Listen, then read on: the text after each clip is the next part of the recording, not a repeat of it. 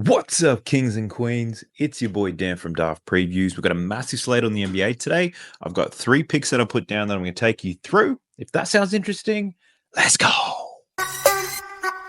Sub to the channel cause your boy's getting busy. Coming to you live from the west side of Sydney. We've got the free picks and the juice on the daily. It's all free, you don't even have to pay me. Jumping into the recap of the day that was, I shared I don't know why I said two, really weird, but I shared 2 picks with you guys yesterday. 1 and 1, not the greatest day on the free picks. VIP, 2 units up. Man, we were so close to busting out a 35 plus unit profit day. Fell 1 assist short for Brook Lopez. I do blame Dame and Gary Trent for that one. They were missing a ton of looks off handoffs and his passes, but what can you do? Take the little bit of profit, low volume day, and we move on. Overall, 4 and 2 on straight picks. The one pick that you're all across is this fade on James Harden, under 42.5 points, rebounds, and assists. I hate taking unders. I hate them even more, but I honestly thought this was a good look. But I got to say, hats off to James Harden. He played like an absolute beast today. I also read this particular game wrong. Like all the other games had really good reads on, but this particular game got most of my picks wrong. I thought the Clips were going to handle the Pels pretty easy, and they ended up losing, which is why the other loser on the day is Bogdanovic, over 2.5 assists. He was the worst player in the court today. He was minus 20 in the 15 minutes that he played. He was projected to play a lot more than 15 minutes, but I get it. They were never going to get close in that game if they kept this guy on the court.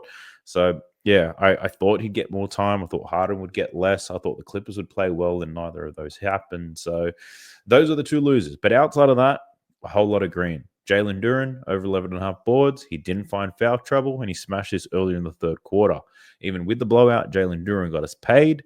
Brook Lopez, him over 13.5 points and assists.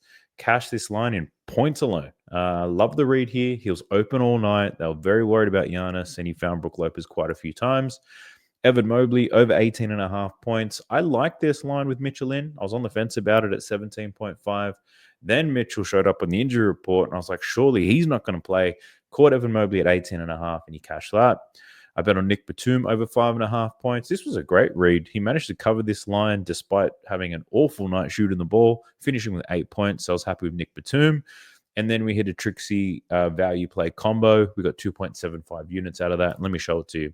So what a Trixie basically is, sorry, it's not even a Trixie. It was a Yankee combo, my bad. And basically what this is, it's doubles combos, triples combos, or 2-leg parlays, 3-leg parlays, and a lotto ticket of all of these things together. Now, we hit the Jalen Duren one, plus 320. We hit the Evan Mobley one in the Cavs at plus 425. Brook Lopez, this was the thing that killed us. Had Brook Lopez got that second assist, whether it be Gary Trent Jr. hitting that 3-pointer towards the end of the game to seal the win for the Bucks, if that had happened, this would have been a $3,500 slip. So really unlucky here. But what can you do? We run the risk every single day. We've hit these types of plays many times before, and it won't be the last time we get close. And maybe today, I've already put a pick out just like that in VIP. Maybe today's the day that we cash it. But enough about that. I've got 3 different picks to take you through. Let's go. Jumping into Props Madness. This is the best tool you're going to find if you like betting on NBA player props. I assure you of that. I've got 2 different tutorials on this on how to use it. I plan to make more as well. They've got new features coming every single week, every single month. They're always adding things to make this tool the best it possibly can be.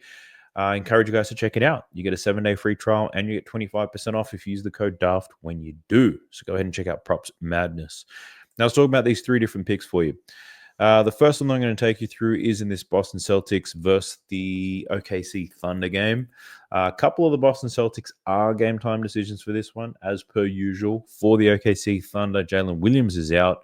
But I'm rolling with SGA today. I think the most obvious thing is to look at his points, but at 33.5, it's a little bit too high for me to take, even though I think he can go over. I considered looking at his points and rebounds, taking those 2 things together. Ultimately, I just settled on taking his boards. Now, this opened at 4.5. It was quickly bet up to 5.5. So 5.5 right now is plus money across every single book.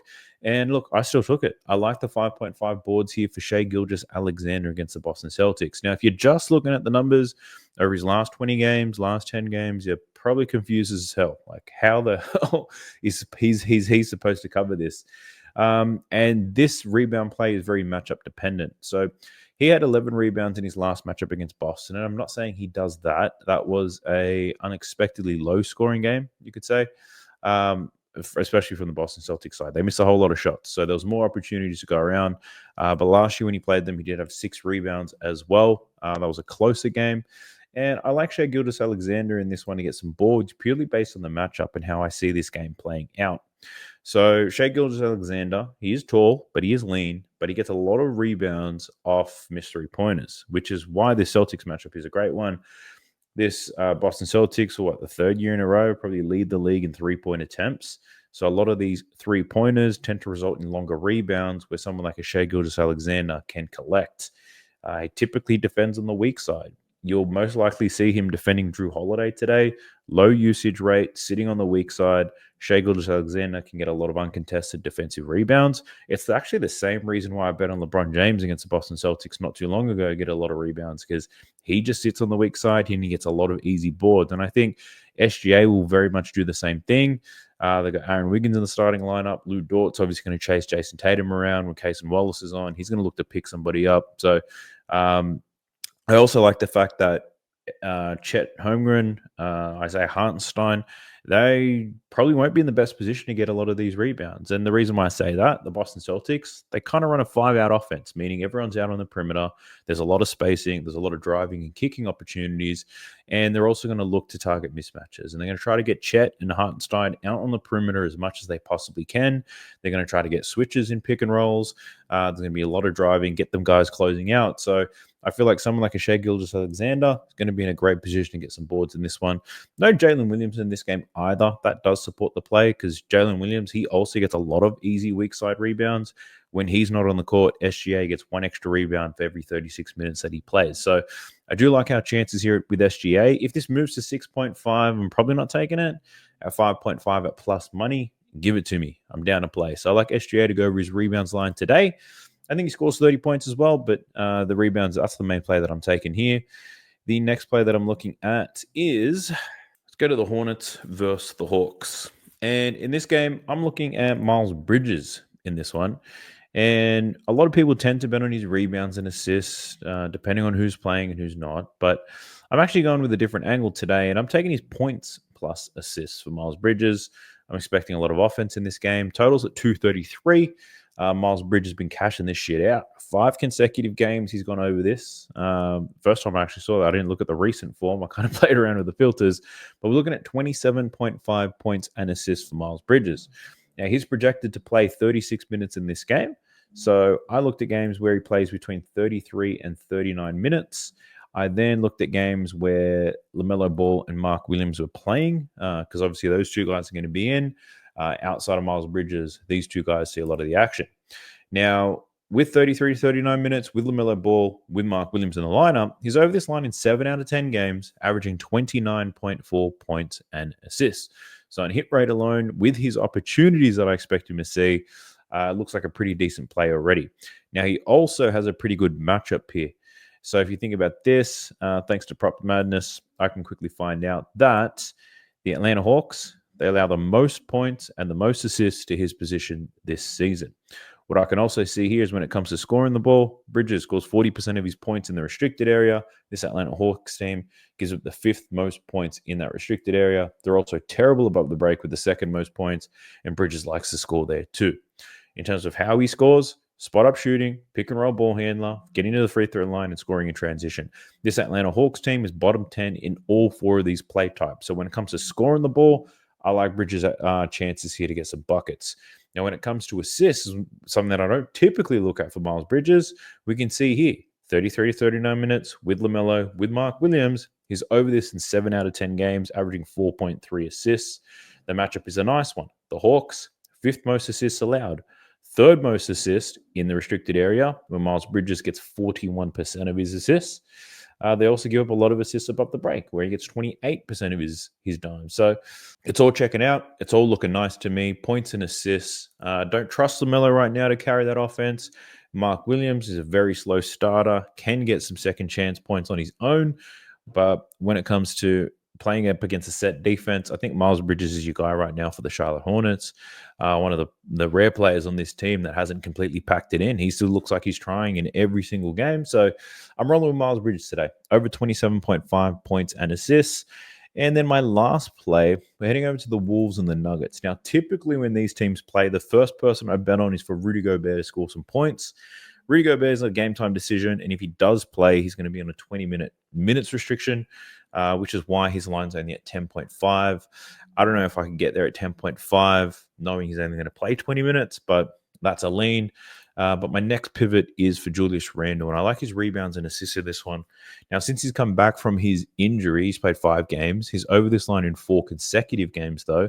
Absolutely killing it. So if we just look at his last 5 games, you can see Randle's averaging 15.4 rebounds and assists over his last 5 games.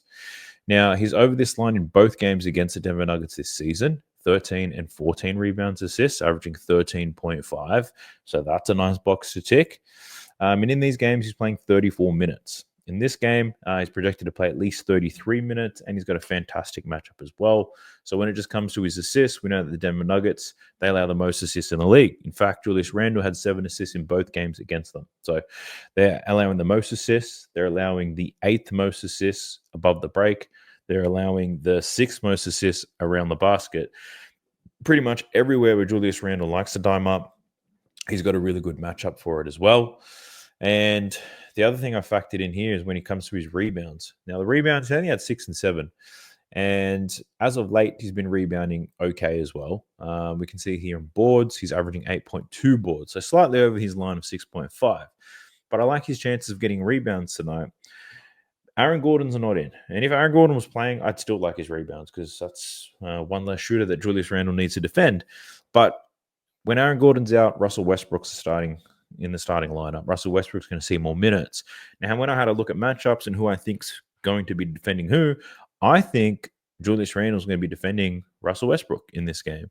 And what that means is Julius Randle can camp the paint, he can go under screens, and he can attack the glass. We know that Rudy Gobert or Naz Reid, they're going to be battling with Nikola Jokic this whole time.